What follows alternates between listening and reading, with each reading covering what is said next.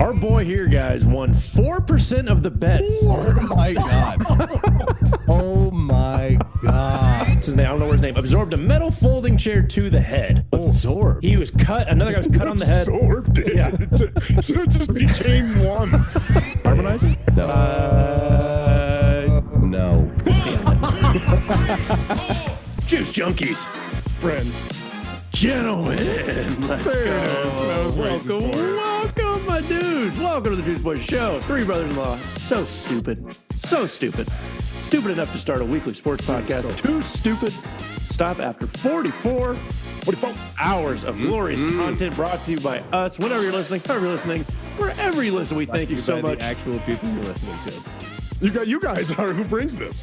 Yeah, So, yes, brought to you by you. You. We will hand deliver this to your earbuds. Bound by the 3 B's, boys. Booze, betting, and bullshit. Shows drop every Friday. Be sure to follow on Instagram, YouTube, Tickety Talk. All the latest fun pieces of sports content, guys. I feel like we've had a kick in the dick, all three of us this week. Either work, life, a lot going on. But you know what? A lot. We're not paid talking heads. We are sports morons who live a real life. And we come together once a week to True.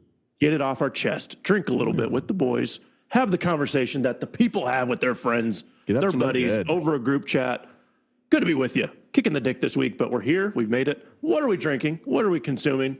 I guess we should introduce ourselves. I'm the third turd, Cody. We got you. There we go. Oh, Mr. Paul Pelletier, what are we consuming? What adult beverage this week, boys? I've been so busy. We having to shut down a school and then consolidate schools. So I've been moving for the last 5 business days at work. So it has been a lot. Moving, taking out a school is really difficult to do. I would think so. Yeah, that makes sense. That checks I didn't out. have time to do anything real fancy, so I'm just sticking with the old traditional, and I'm just drinking a crap ton of Maker's Mark. A crap ton. Is it on the bottle? It's on the bottle. Job done. That'll get you. There it is. Oh, it's that kind of week. Christopher, what are you drinking, friend? Fellas, it is 90 degrees today in Fort Collins. Oh, really? Yeah. Wow. Yeah, it is full-fledged summer weather up here. So I am wearing a tropical shirt, and with that tropical shirt, I needed a tropical drink. And I don't know about you fellas, but when I think tropical, I think cask strength whiskey. It's the same thing. Yeah, the cask strength whiskey. There you go. Yeah, so I'm drinking the cask strength from the Hart Distillery just down the road from me in Windsor. It is okay. It gets the job done. Okay. You were so confident. It is okay. It is a-okay. It is a drink. It is definitely whiskey. It is it's a beverage. It's a beverage. And I got a American honey and bourbon whiskey. What is this? From the makers of Wild Turkey. Straight sugar. Yeah. It is. Yes. It also is a drink. That's It is a drink. not our best drinks today, boys. Last week was a little. What's wrong with Maker's Phone Mark? it in a Maker's little Mark bit. is You're right. You're right. Joey's leading the way. Last week we were a little sloppy. Wasn't our greatest, our tightest That episode. damn After 4, hibiscus. What the hell? we promised to tighten it up. We got a sports doc, a squeeze of the week, big potato, nice fun stat of the day. We have an action-packed episode. We missed all the juice junkies. Let's jump right into it. NBA Finals are tipping off. Initial thoughts, this feels like the hottest team in the league versus the best team in the league the whole year. Age-old story. Can Luka and Kyrie take it home against Tatum and Brown and the boys in green? I think the question should be, can Tatum, Brown, and the boys in green stop? Like, can they actually do it? Can they actually come together and win and not lose? I don't think this is not something for Dallas to win. This is something for Boston to lose. Dallas is hot right now, but this long break, long breaks hurt. That'll cool you down. Long breaks hurt, especially for hot teams. If you're good, this is a time for you to get healthy, a time for you to get better. If Porzingis can play, oh man, this could be something. But I'm so freaking nervous. I don't know if Jason Tatum and Jaylen Brown can pull it off. If they can actually put together a series and put out, especially with Kyrie Irving over there, who's just having this resurgence. I'm like, respectable. Chris loves Jason Tatum, right? What's your? Yeah. I'm first and foremost, I'm hopeful to be right about having called him a clown. Super don't want to eat that crow. Yeah. But in addition to that, man, Joey, I gotta fully disagree. I think I hate the idea of, oh, it's the Boston's, it's Boston's to lose. I hate anytime it's the outcome is entirely dependent on one team, as if we're going to ignore this incredible run that the Mavs are on right now. The fact that Luka and Kyrie have finally gelled and are putting together something really, really special. I don't think that it's Boston's to win or lose. I don't think it's the Mavs to win or lose. I'm hoping for the Mavs, but to say that Boston holds all of the reins in what winds up coming up, what winds up coming out of this time, I think is completely just ignoring the run that the Mavs are on and the fact that they may be the team of destiny this year. Oh, team of destiny. It might be, but I hate Kyrie Irving so much. The Celtics are minus 225 to win it. Oh, man. I got minus 230 on DraftKings, dude. Wow. Kyrie Irving's balling, Luka's balling. Is it just going to be enough? I'm kind of with Joey on the timing. It's almost been, a week? I mean, they both got through their series so quick that the Celtics have been good all year round, and they've at 14-2, 12-2 in the playoffs. Yeah. So we keep complaining about them not finishing games and blowing leads, or in the past. Everyone's terrified because they have not been able to put it all together. They've had outstanding seasons. They've lost in the finals. They've had outstanding seasons. They've lost in the conference finals. And it's just like they are now. Tatum and Brown are now 5th all time in the most playoff wins ever without winning a championship. No one's ever going to touch Stockton and Malone. It's so sad. Wow. Like they have just have just hundreds and hundreds of wins and no rings, which is odd. Never won the ring. But so no, I do. I think Boston has to win this or they're going to blow it up. And this is it. This is everything. Oh, they're not blowing it. They gave Jaylen Brown the whole city of Boston. Yeah, what do you mean blow it up? Like exactly. And they're going to and then it's just going to be the two, Tatum and Brown, and they're probably going to have to trade him. They're probably going to have to trade Jaylen Brown. If they don't win this, they're going to have to do something else. And what are they going to do? I think all the pressure's on Boston. All the pressure's on Boston. Speaking of pressure, that's not a very good segue. Joey, give us a quick hit on Edmonton Oilers and the Canada Curse. The NHL finals are also Stanley Cup. Oh, give us a quick hit on that. Thank God Edmonton was able to beat Dallas in Game 7 the other night. Thank God. Connor McDavid put on a freaking show like he always does and shows everybody why he is the best player in the world. I am extremely excited because I like the Oilers, even though they're starting to get a pretty damn good rivalry with the Avs. But I think that one's just based on respect of both teams and both players with McDavid and McKinnon. Agreed. The Oilers are going in.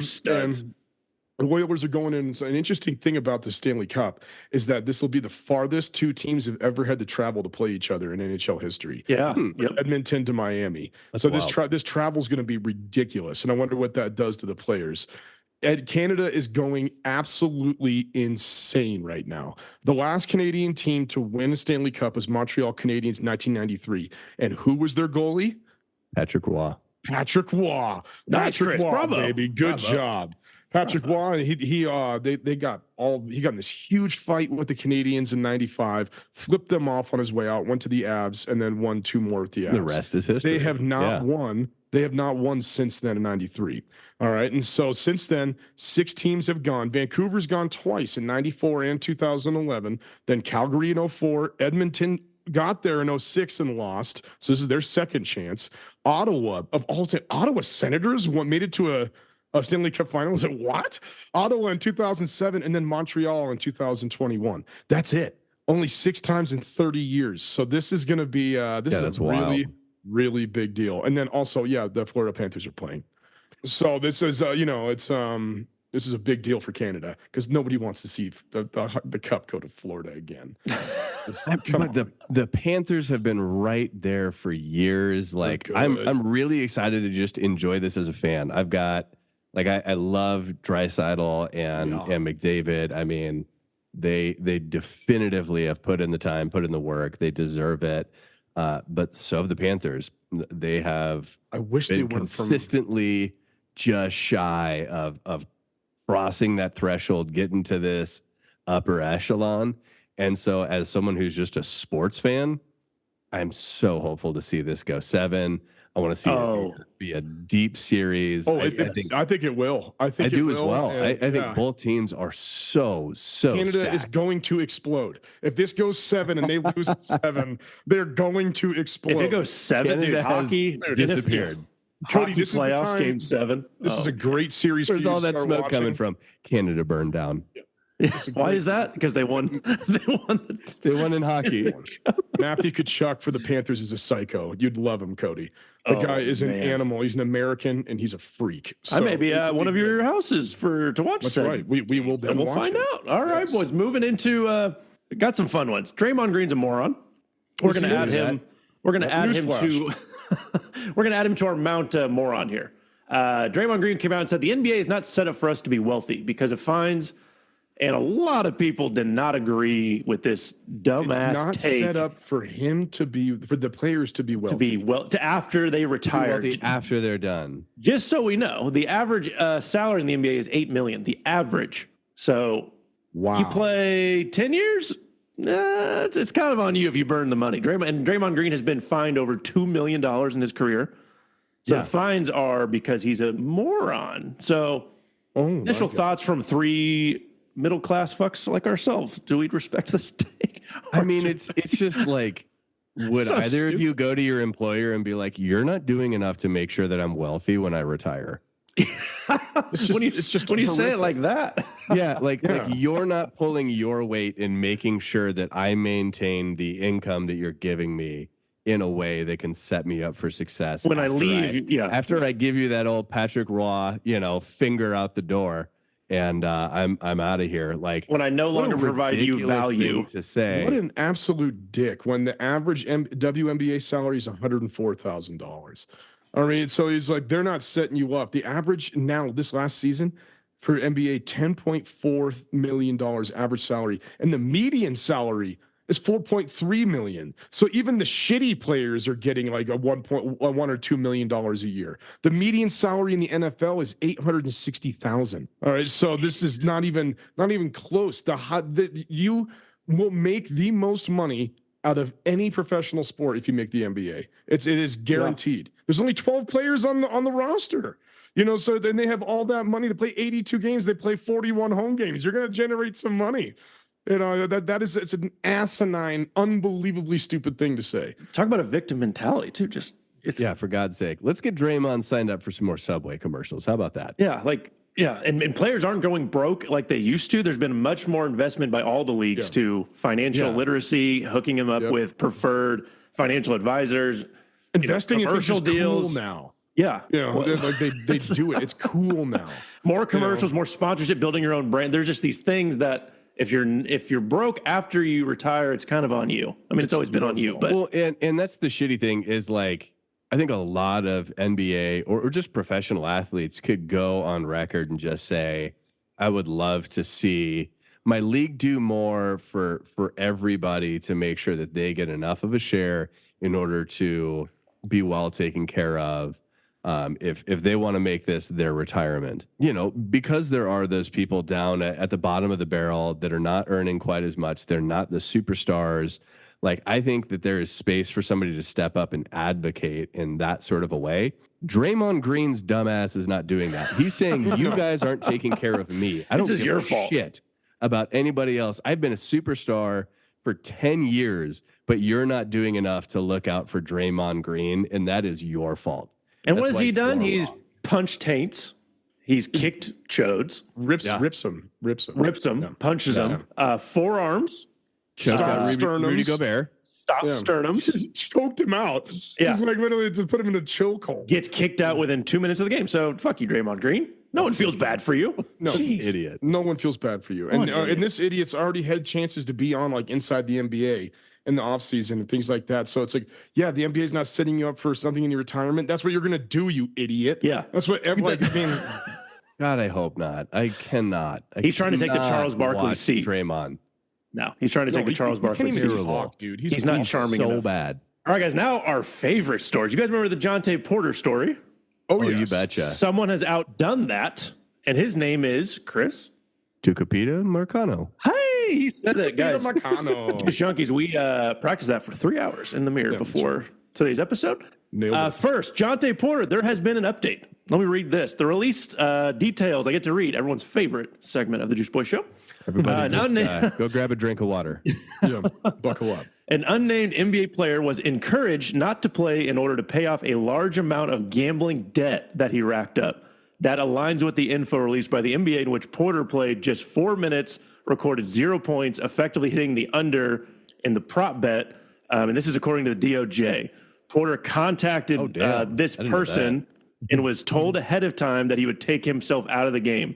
Several co-conspirators in turn bet the under with prior knowledge that Porter was going to pull himself from the game. One of them bet $10,000 to win $85,000 on bets. So the man was in gambling debt. He was in the debt somehow. Oh, it sounds so mobby. Also, it is the mob. It has to be because you can't. Jonte Porter isn't hopping on DraftKings. Yeah, I guess not. Yeah. Also, shout out to Lil Juice for sending us that. Journalist on the ground, boots on the ground. How many S's, Thank you. How many? How many S's? But so that's Jonte Porter. That's what came out. He was banned for life. That is some mob type shit. Oh, that's 100%. No, it definitively is. It has to be. It's the Black has Sox, to be dude. Under the table. It has to be off any reputable books. Yep. Because all of that are partnered with these professional sports leagues. And they flag it real quick. And yeah, 100%. Oh my God. And not to be outdone, our good friend, what was his name, Chris? Say it again.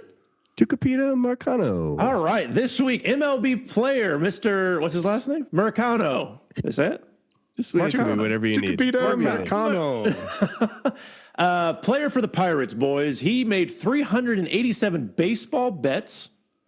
231 of them were MLB related. Wagered about $87,000. It gets better. 25 of those bets were wagers on the Pirates game while he was on the team. And he was injured receiving medical treatment at PNC Park. So he was in the facility. Did he there play in person? Did he play in these games?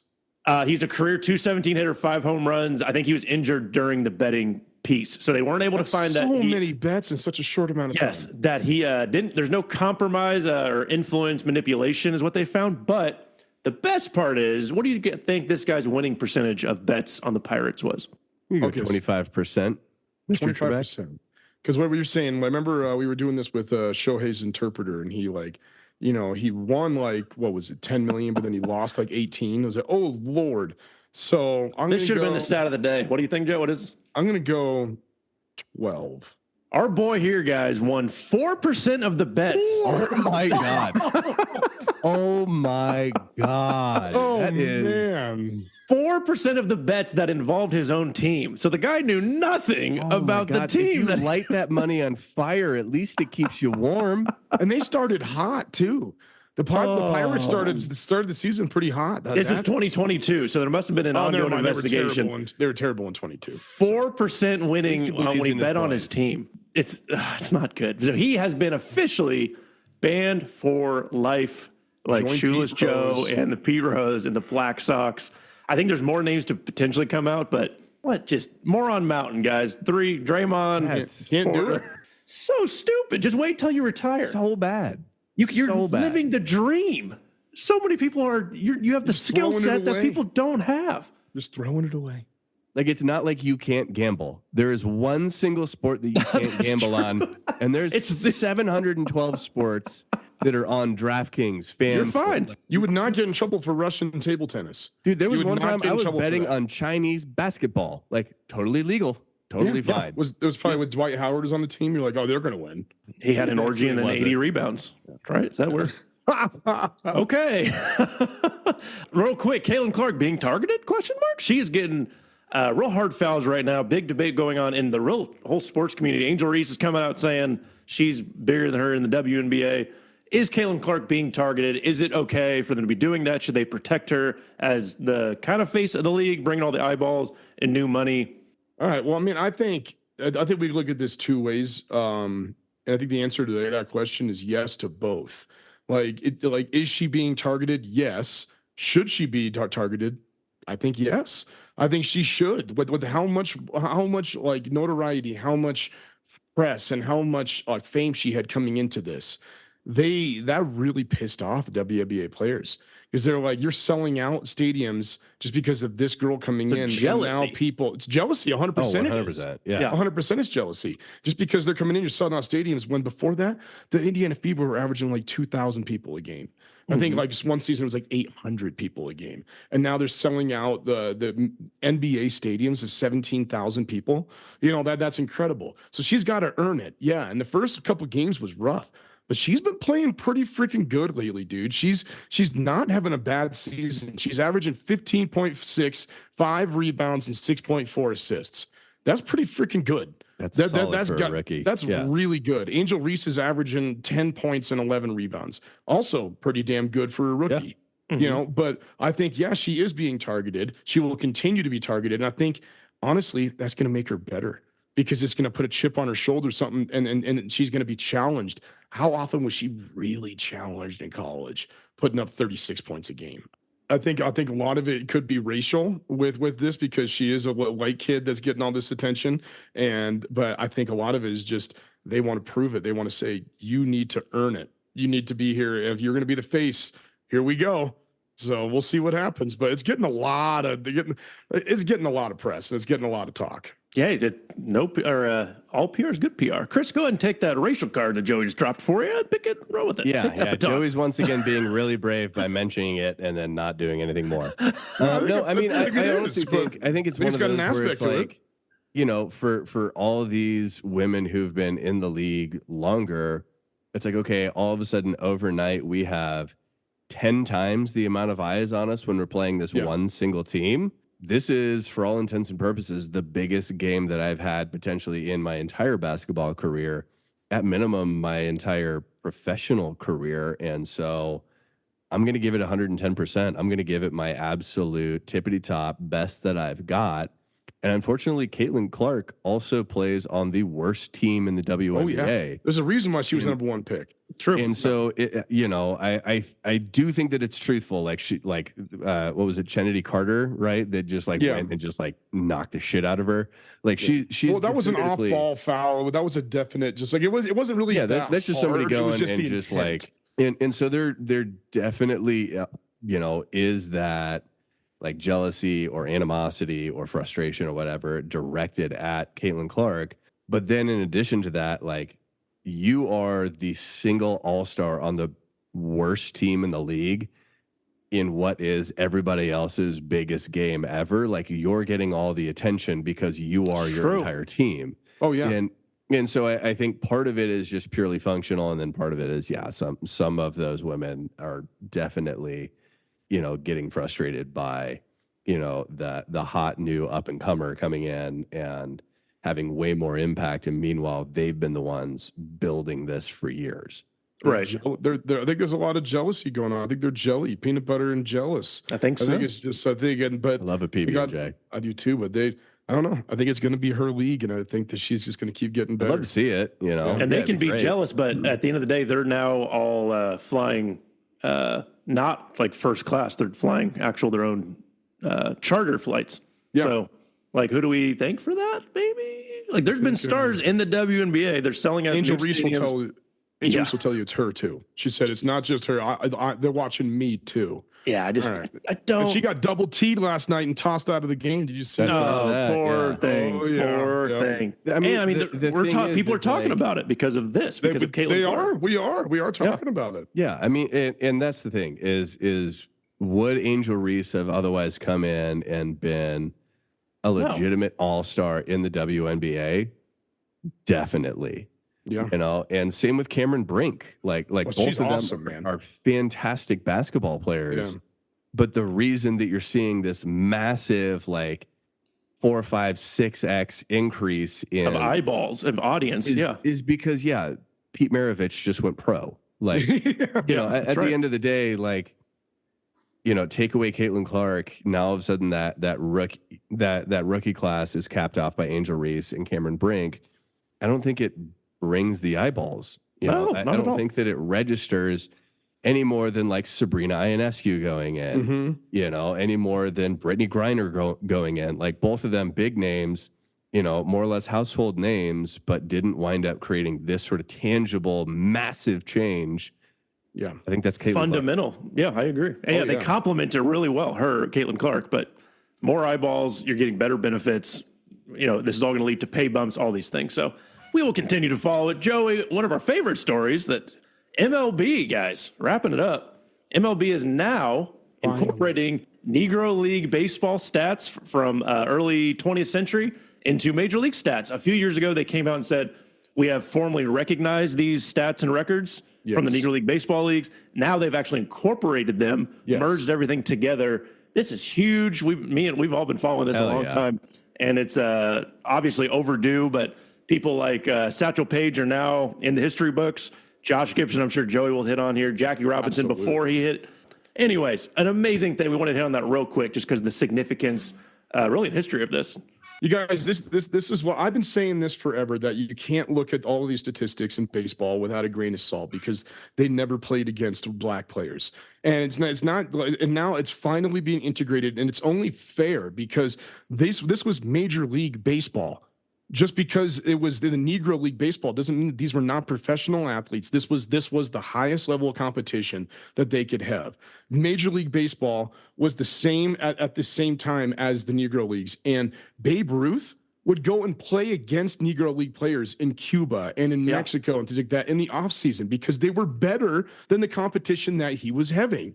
So anybody who is saying that they can't include this, they can't do that, that's bullshit. If you're including Babe Ruth's records, if you're including Lou Gehrig's records, you have to include Josh Gibson's. You have to include all those people you said before: Willie Mays, Roy Campanella, Satchel Paige, Jackie Robinson, Larry Doby. They all played in Negro League baseball before. Frank Robinson, Buck O'Neill. Yeah. Isn't that incredible? All of these, like the best players we've ever seen, all played Negro League baseball before coming into the pros. And then guess what happened when they made it to Major League Baseball? They won MVPs. Jackie Robinson and Roy Campanella won several MVPs after joining the league against white players for the first time. So now this is incredible. 17 single season records have now been changed because of this. Now, unfortunately, career records aren't going to change much except for adding some statistics to Jackie Robinson, adding some statistics to Willie Mays. I wonder what this will do to him if they can put together some home runs and push him over 700. That would be incredible. Ooh. But Josh Gibson, we don't know a lot of his career, a lot of his stats. A lot of the stats have not been fully compiled and put together yet, so it's incomplete. Some people say that Josh Gibson could have hit. Some people said that Josh Gibson could have hit 800 home runs. They said that when they were talking about it at the time, people knew baseball. They said that Babe Ruth wasn't that Josh Gibson wasn't the black Babe Ruth, that Babe Ruth was the white Josh Gibson. Yeah. So now in 1943, he hit 466. Are you kidding me? Are you kidding me? So that is now the all-time leading leader in Major League Baseball history. He also passes the biggest bigot and racist asshole ever, Ty Cobb, for the highest career batting average. All right. Now Satchel Paige is third all-time in ERA. He had one season where it was 1.01 ERA in the 44 for the Kansas City Monarchs. That'll do. So this is like some real shit. This is really big. Ty Cobb's 367, people thought they'd never touch. Josh Gibson hit 372. Jesus, I didn't have that for his career. For his career. Now he's number one all-time in slugging too. He slugged 718. Are you kidding me? And now he's third all-time in on-base percentage too. So he passed Barry Bonds in individual season for on-base percentage. He passed all these things and is setting this new stage for what actually should be recognized, what is actually a history. Yeah, all-time baseball greatness has been redefined. And I've been talking about this for a long time on this show. I've been talking to you guys about this for a long time. I really think Josh Gibson was the best baseball player of all time. And now this gives him legitimate argument for that. And I'm so excited. I can't wait to go to the Negro League Hall of Fame. We got to go, Cody. I can't wait. Oh, I've been waiting both your asses to go. Yeah. It's great. Chris, any thoughts? Can he beat any of that? His little one. What more could be said? I had my one little joke about T-ball, and I'm just going to back away. Moving on. You couldn't tell I was excited about that. We had to touch on. I love Joey once you start seeing the neck veins pop. Oh yeah, no, I can't keep up. I get so excited. Really talking with his hands. That'll do it for the Sports Talk and Music Break. All right, we are so back from that long radio break. Welcome back to the program, Juice Boy Show. Squeezes of the week, my friends, our most outlandish sports take, our most passionate takes. You can send yours in. You can send us a DM, audio message, email. Joey will tell us out here soon, but I have the floor. Boys. Right now, you do. I got to squeeze. Take it away. I got a problem with Joseph. What? Don't we all? Yes, Joey, my squeeze is about you. Who's your most hated player in the NBA? Well, I mean, it's a tie, but I mean, currently, like, Oh my God. who am I Well, talking- James Harden. You Even don't like- in I'm this just saying, squeeze, Joey's Yeah. trying to make 4 picks. Yeah. No, Kyrie Irving, Kevin Durant, and James Harden. Okay. James Harden, you claim, is just a one-on-one player, plays no defense. He's terrible. What else? He's I terrible. hate Why is he this. terrible? Isolation basketball. All he does Okay. is drive to the rim and get fouled, and then it's just Okay. all he does is throw his stupid fat body into people and get fouled. Okay. It's not basketball. It's stupid. Okay. So, Luka is pretty similar player, and you don't seem to have any problem with Luka. And I think that's kind of bullshit. Same one-on-one player. He holds the ball more than anyone else in the league for the last 3 years. He took that award from who? James Harden. He has a lot of assists, just like James Harden does. A lot of free throws, plays at his own damn a speed, lot more rebounds. plays zero a lot defense. More rebounds. zero defense, and he's a ball hog. So, what is with is that a racial card? No, we No, won't it say has that. absolutely nothing to do I'm with kidding. that. Whoa, Jesus. whoa, backing it up. But that's bullshit. He plays the same style of basketball. You hate James Harden. You've hated him for a long time. I've been waiting for. I've given you like 3 episodes of really pondering, really getting this squeeze together, to give you a chance to hate on Luka because he plays the same style, and I haven't heard it, so I got to call you out on it. So, How many votes did Luka get for MVP this year? who knows? James Harden has 1. Luka has 0. I'm just saying, not very many. All right. And so it's because people realize that style of basketball, while it's entertaining, isn't ultimately what is the top and level and what wins games. Why are they doing well right now? Because Kyrie Irving is doing a shit ton as well. And it's not just Luka Doncic by himself. Luka Doncic was doing all that because he had nobody else on the team whatsoever. Right. Neither did James Harden. But you didn't like James doing it? No, because I don't like James Harden because he's an absolute prick and he holds out and he says stupid shit. All right. And so it's just like, yeah, he was with the person. Luka Doncic seems to be actually kind of a cool dude. He's best friends with Jokic.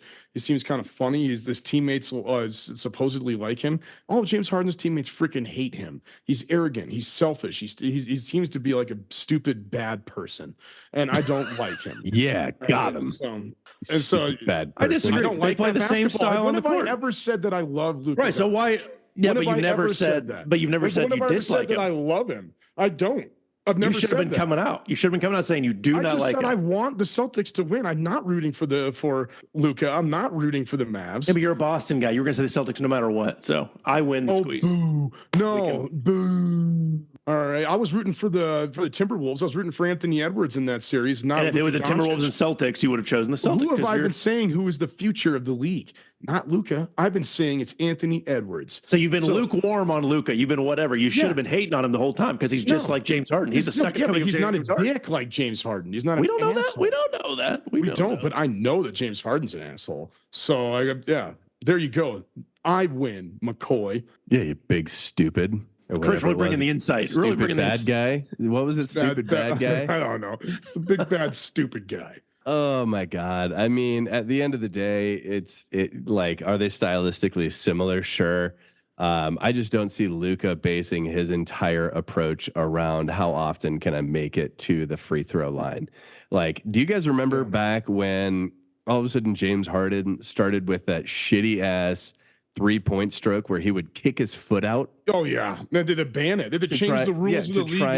I call that innovation. Actually, change the rules. I because call it's it innovation. bullshit. I call it him an lazy ass asshole. basketball. And so it's one of those where I think that a comparison can be made, sure. But also I don't see Luka going out trying to poach opportunities to get to the free throw line. I don't see him basing his entire offensive approach to trying to get himself free throws. And so I think there's a contextual difference there that you're ignoring, that you were going out of your way to ignore to try and make this point, because you came up with this idea, thought that it was brilliant, and then cherry picked the bits and pieces that overlapped that made your point for you. There you go. Well, that wasn't nice. Literally, free throw attempts. Luka averages 9 free throw attempts a game. James Harden had 10. They literally have the same amount of free throw attempts a game. Chris, boom, out of here. He's a dick. Oh, okay. If we're just going to lean on Dick, then.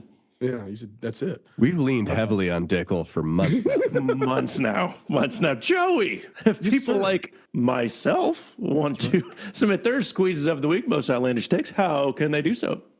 Listeners, call us out. Say we're wrong, and we can prove you wrong for calling us wrong by submitting your most outlandish sports take by emailing us at juiceboyshow@gmail.com or send us a DM on Instagram at juiceboyshow. And if it has the pulp, like Mr. Pulp, Pelletier, then we'll read it on the show. Chris! Yes, sir. Who's sponsoring today's show? Dear juicy, delicious listener, today's episode of the Juice Boys Show is brought to you by Dallas Professional Athletics. Oh, okay. Fellas, the big 4 professional sports are being taken over by a great big Texan wave straight out of Dallas. In this past year, Dallas has seen their first World Series win, an NBA Finals appearance, an NHL Conference Finals appearance, and an NFL participation ribbon. So we here down in Dallas want to invite y'all to hop right on this blazing bandwagon as things only look to get better. The Rangers are looking to repeat last year's World Series dominance. Kyrie and Luka are perfectly poised to dominate the Western Conference for years to come. And the Stars are building momentum each and every year, and we expect to see them hoisting that cup in 2025.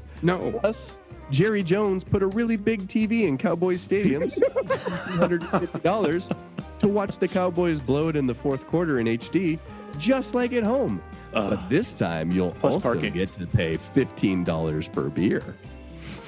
Dallas Professional Athletics. Because every all-star family has to have that one unnecessarily overconfident, constant disappointment.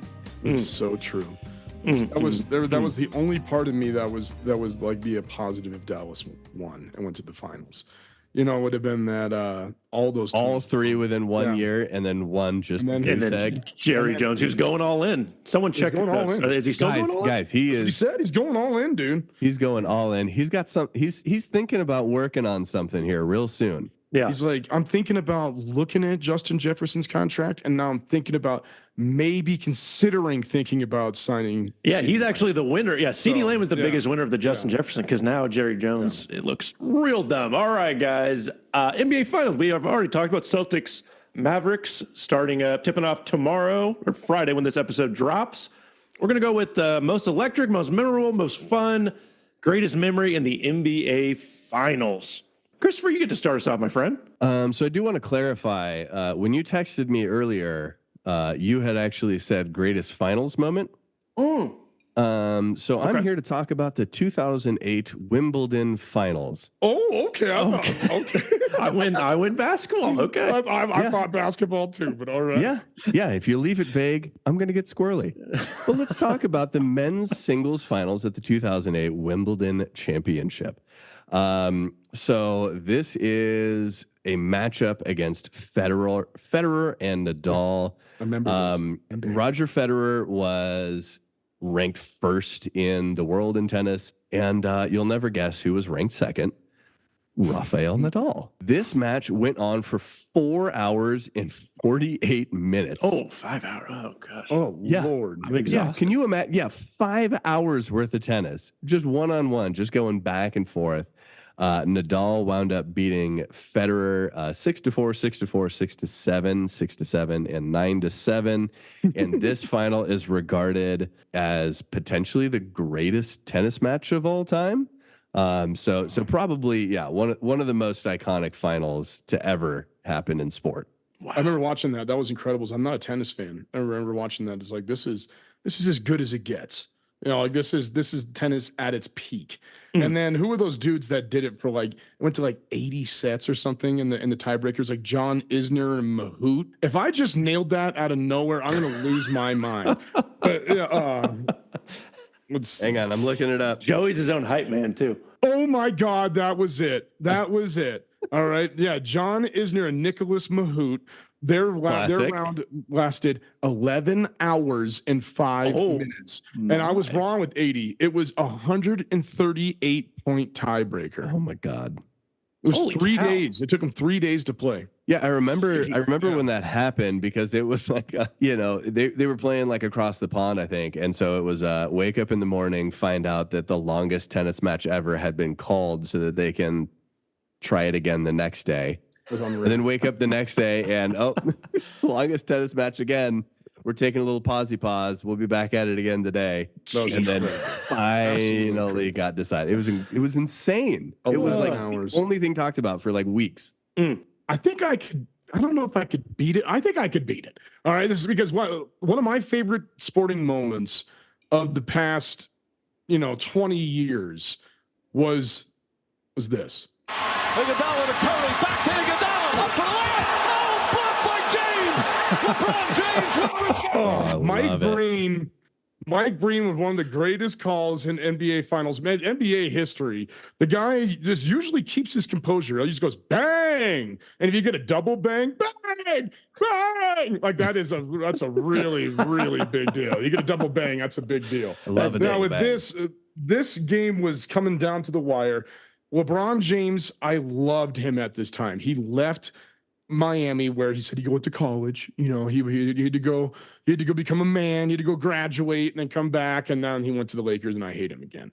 And but during this time, I was obsessed with LeBron. I was obsessed with this Cleveland Cavaliers team, and seeing them beat the 73-9 Warriors when they beat who is my idol, Michael Jordan, growing up. And I would remember that 72-10 season vividly. And I was like, they can't do it. They can't take that away from Mike. They can't take that away from the Bulls. And then they did with 73-9. But then this coming down there, LeBron James, this might have been peak. Actually, I think the Heat was peak LeBron James. Just this guy is probably the best physical specimen we've ever seen. But this, in terms of a leadership and basketball player, I think this is peak LeBron James. Him coming back, chasing down Andre Iguodala on that block, and that basically secured that game. They got it back, and then Kyrie was able to hit that game winner. And then the Cleveland is for you. I think all of that goes into this as one of the greatest moments in NBA history, and definitely one of the best NBA Finals moments. Oh, blocked by James. And then he left right after, about 10 minutes later, to go to LA. So, no, great pick. Great. Bye. All right, guys. I'm going with, do you guys remember where you were during the 1970s NBA Finals? I do, yeah. The 1970s? Negative 19 years old. Understood. I was with my dad. Were you? Yeah. Game 7 of the 1970 Finals, the LA Lakers, New York Knicks. My good pal Willis effing Reed, a.k.a. the captain, won the All-Star MVP and was the league MVP that season. Literally nickname was the captain. He just died last year, and he, everyone said he is the captain of the Knicks. So here's the situation. Willis Reed tears a muscle in his right thigh. Okay, he's playing the Lakers. So we know, that's Jerry West, I think Elgin Baylor, Wilt Chamberlain. Okay? Yep. Gail Goodrich, all the boys. Really good. The boys. The boys. Okay. Willis Reed is out for game 6. What does Wilt Chamberlain do? It was Wilt Chamberlain, Willis Reed. That was the finals. Wilt Chamberlain just happens to go for 45 and 27 without the captain in the game because Willis Reed tore a muscle in his right thigh. Well, Willis Reed said pretty much he didn't want to look back in 20 years and say he didn't give it a try. So he straps that thing up, wraps it up, comes running out of the garden, and Marv Albert, who was probably only 39 at the point, was. I mean, God, how old is he now? I don't know. I have no idea. I could not guess how old Marv Albert. Probably like 83, but Marv Albert was the Knicks player. Calls out, and Willis Reed, as they warm up, he comes limping out, and Marv Albert said that is the greatest moment in NBA history is when the Garden erupted, because to that point, Willis Reed was not playing. Willis Reed proceeds to hit 2 shots straight in the start of the game. He is limping the whole time. He has the 4 most magical points in Knicks or maybe NBA history in the finals for Game 7. Walt Frazier also goes for 36 and 19 assists. No one talks about that. Which is no one talks about Walt Frazier. Yeah, it's considered the most overshadowed final stat line ever because Willis Reed had the most important 4 points to start the game. They end up beating Wilt Chamberlain and the Lakers. The captain wins, and they still talk about it to this day. Paul Pierce, who shit his pants and had to leave the court, came storming back to Boston Garden. Once upon a time. They're like, oh, it's his Willis Reed moment. And so you just, it's shit his pants. There's some context there. White shorts, yeah. That's just, he sat on some chocolate. you can't beat that. You can't beat old Willis Reed. Tony RIP. Kornheiser said that's his favorite sporting moment ever because he was there. He says because he was there. Oh, that's nuts. So it's just, yeah. It is. Tony's 75 years old. And you were really close, Cody. Marv Albert's 82. Oh, Marv. Nicely done. That hair's got to look real good, too. But yeah, Willis Reed, I love that moment. I've watched it a few times. Round 2, Chris, start us off. Boys. Cody, you mentioned 1970, and that got me thinking. Oh. So we're going to another league that has a finals, the NHL. McCoy, did you know that they have a finals? I heard there's a cup. Yeah. Some bitch. There's a whole nother finals that is actually going on at the exact same time. Oh, okay. One of the most iconic photos in all of the NHL. Joey, I imagine you're going to recognize it immediately. I love this. Yes. So this is Bobby Orr's flying goal in the 1970s Boston Bruins NHL victory. So the Boston Bruins wind up winning it in OT 4-0. Or the series is 4-0, but Bobby Orr was that team at the time. Has not scored a goal in the entire series somehow. They go to OT. Bobby Orr winds up getting the puck just right in front of the goalie. Puts it in the back of the net, wins the Stanley Cup, and just goes soaring through the air, thus creating Bobby Orr flying goal, the most arguably the most iconic photo in NHL history, and just an insane moment for Bobby and the Bruins. No Next helmets. time you guys go out to no helmets. Look at the goalie. He wasn't wearing a helmet. No helmets. God, that's absurd. Just taking pucks to the teeth. Next time you guys go to Boston, you got to go right in front of TD Garden. There's a statue of this, and it's really cool because he's jumping. So it's a base, and then it just goes out from that. And it's a really cool statue. Number 4, Bobby Orr, the greatest defenseman ever. Cale Makar is getting a lot of comparisons to him, which is incredible. But yeah, Bobby Orr scoring this, and he was the MVP that season as well. One of the greatest moments in Boston sports history. Thank you for doing that, Chris. You bet, buddy. I like to make you happy sometimes. Every once in a while. Joey, can you make Christopher happy? You can just smile at me. That's enough. I mean, that too. Either one. 1A, 1B. I don't know. Now this one's gonna be interesting because I'm gonna take a Lakers moment. Oh. Yeah, and I hate the Lakers. I've always hated the Lakers. But I'm gonna take this moment because this moment was one of the greatest beginnings and sparked a legacy.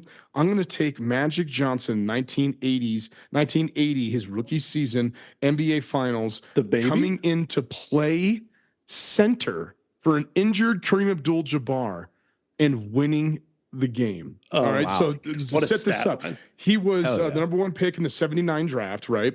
He's a point guard, 6'9" point guard. All right, this guy's the size of LeBron James and played point guard his entire career. I don't think it's even an argument the greatest point guard to ever play the game. But he was coming in. Okay, who would you argue then, Cody? Different episode. We could talk about it. Okay, different episode. It could be debated. I would say it's not debatable because he got stopped by AIDS, not by anything else. So it was. Hate when that happens. Okay. It's a shame. So that'll do Kareem Abdul-Jabbar, especially that time in history. Continue. Sorry. Yeah. Kareem Abdul-Jabbar was the best basketball player that anyone's ever seen, up until Michael Jordan.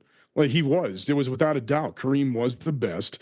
Kareem Abdul-Jabbar got hurt in Game 5 of the finals against the Sixers. Without him being able to go in there, they had another guy that was playing point guard that Magic was competing with the whole season. So they said, okay, you could play point, and they put Magic at center.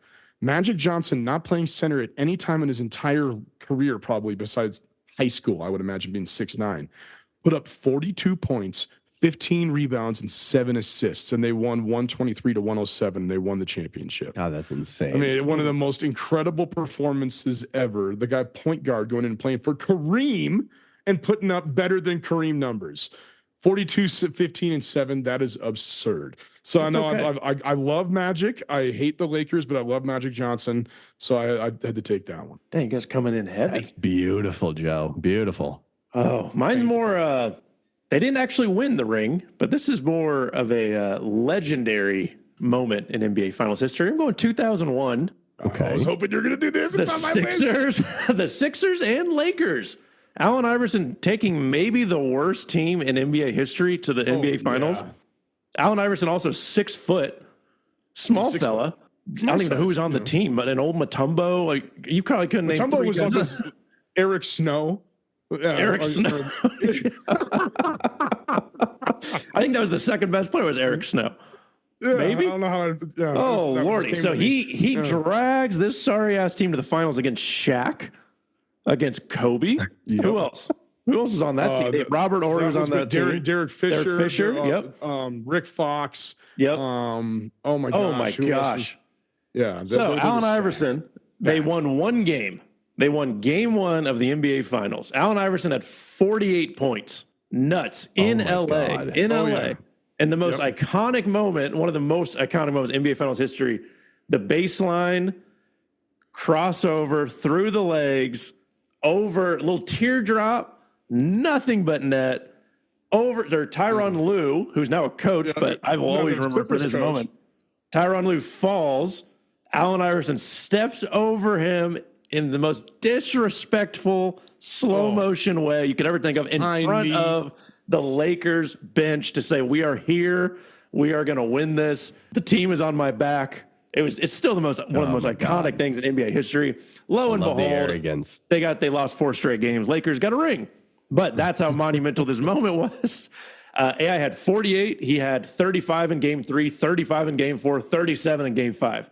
Probably played every single minute. He never sat out. He did everything he could. It's absurd. That season, he averaged 31 points a game that year. The next closest on the team was Theo Ratliff at 12. Then number 3 was Dikembe Mutombo at 11.7. So gosh. Oh my God. He did everything. People talk about LeBron carrying that team and losing to the Spurs, but AI did it first, and he had to take on Shaq and Kobe, and that moment over Tyronn Lue is the only way I remember Tyronn Lue with his little cornrows too. That's the only memory I have of him. And what a moment! One of my favorites. That's the best moment for Sixers since Dr. J. You know, Pretty that was much, like, yeah. oh yeah. They should have made that AI statue. Yes, and not Should have a made that- 4 foot little. God. They really Imagine that butchered. would have been so terrible. degrading to T. Lou though if they put him in that in the statue, him stepping over him. Hey, we made you a Forever. statue too. Oh, great. Can I see it? Forever in history is one of my favorite moments, and so cold blooded. It was so AI. It was so Philly. It was just one of them. Like the stars aligned for such a moment. So. All right, Juice Junkies. Remember, you can listen to the show on all major podcast networks and YouTube. Please follow and rate the show and leave us a review through Apple. And we encourage you to follow our YouTube channel and Spotify. Push those subscribe buttons. Also, be a friend. Tell a friend about the podcast. Join our Juice Junkie community. Please. Cody, back to you. Oh, my friends, I have such a fun stat of the day. Christopher, who is sponsoring this stat of the day for this week. Fellas, today's stat of the day is brought to you by the Justin Jefferson Financial Planning Expo. Oh, nice. That's yes. Now, boys, Timely. what do you do when you're the only worthwhile component of a small market team who's never won a Super Bowl? You get paid. That's right. You take them for all they're worth. Because who gives a shit if you've got a trash can throwing you the ball when your grill is worth more than your average fan's home? Very true. And we here at the Justin Jefferson Financial Planning Expo are excited to offer you the opportunity to learn how to milk every last bit of money you can out of desperate, depressed people and organizations. The Justin Jefferson Financial Planning Expo is your route to financial freedom. For 5 easy payments of $10,000, Justin will teach you the keys of being so valuable an entire city's economy is dependent on keeping you happy. The Justin Jefferson Financial Planning Expo, your path to earning a generational bag, regardless of whether you do anything worth a damn. Yes. Oh, Yes. man. They're like, McCarthy better be good because we don't have to pay him for 5 years. Oh, that's true. They pretty much just took the Kirk Cousins money and transferred it over to a guy that they hope Basically. will help McCarthy and Sam Darnold win. So They got to right, pay guys. Addison here, too. Addison's true. good. So they're going to be in trouble. guys, this might be one of my favorite stats of the day. Here we go. Let's hear it. Come on. It is the 50-year anniversary of the greatest marketing promotion in sports history. It's toasted? No, that was cigarettes in the 40s. but okay, lucky Mad right Men. there. It was Mad Men. Yes, it was. Have you guys heard the story of the Nickel Beer Night in 1971? Is this I in feel like I Cleveland? have. This sounds Yes. familiar. Yes, Okay. I have. This is Okay. a great story. So Okay, yeah. it is this week the 50-year anniversary of Nickel Beer Night between then the Cleveland Indians and the Texas Rangers. There was a backstory here that I just read. The Rangers in Cleveland had a game before where they had a benches clearing brawl. Okay, so that's the pretext of the whole story. Nickel Beer Night was obviously a promotion to get people to the game, sell seats, have some fun. What ultimately happened was brawls. Oh, So yes. fans stormed the field, started attacking Texas Rangers players. Texas Rangers players were grabbing bats to actually defend themselves. It was hilarious. There was like a 10-minute riot, altercation. Some guy was hit with a chair over the head. I think a manager. So I mean, like, I don't know if it was the manager or a bench coach, but one Someone. of the coaches got hurt. Like, yes, bad. with yeah. What is it? Oh, Cleveland pitcher.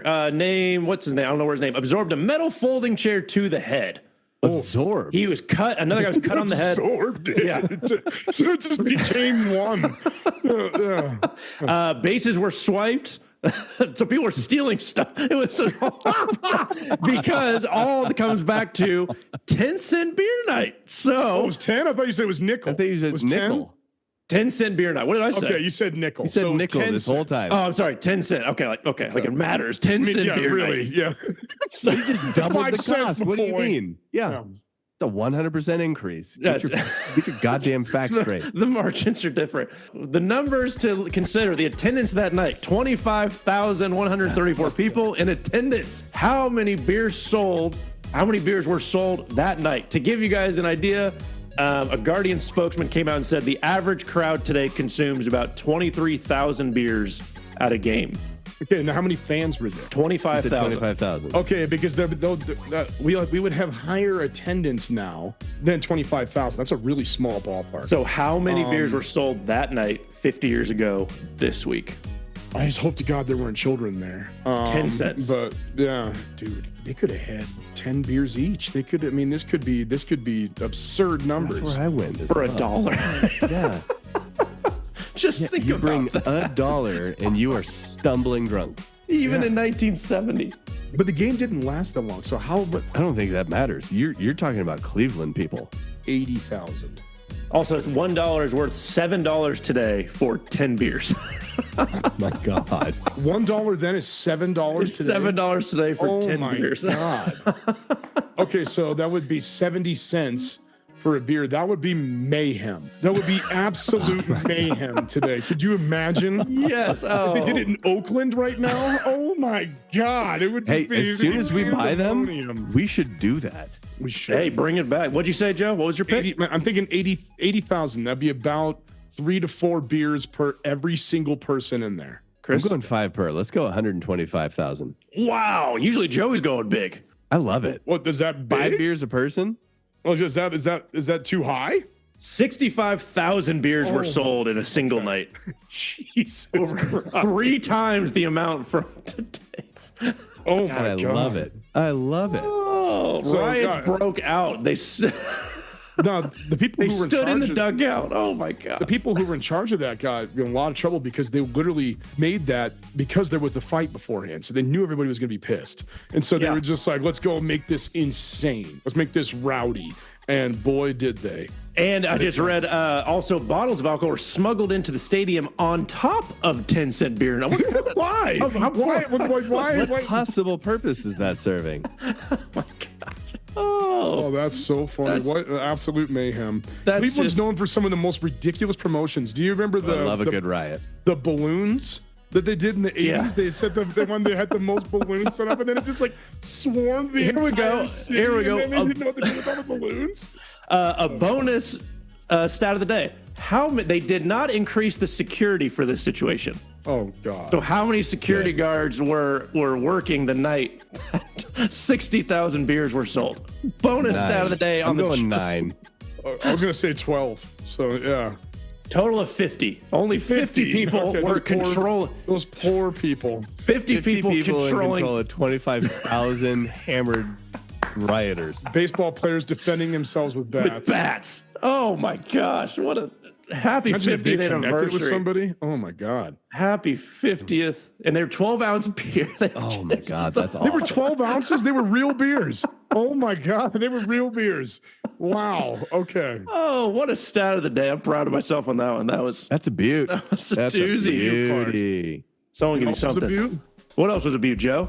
This episode. Hey! Episode sure Is that a was. compliment of an episode? That's not how Yes. it's We did better. We did redeemed a better ourselves job from- reading today than Yeah. ever. We really took that to heart. We did not bring the best episode last week, Juice Junkies, but we committed this week. So We did. We brought it. thank you for joining us. Tune in next week. We might be together. Please, Who knows? Please do. Please, for the love of God. Are we going to be together? That'd be wonderful. should. Is someone? Maybe someone will be together. We'll find out. What? Yeah. Let's figure. Tune this out. in next week. Love, love, love. Love. Are we Bye. harmonizing? Ready? No. Bye. No. Damn it.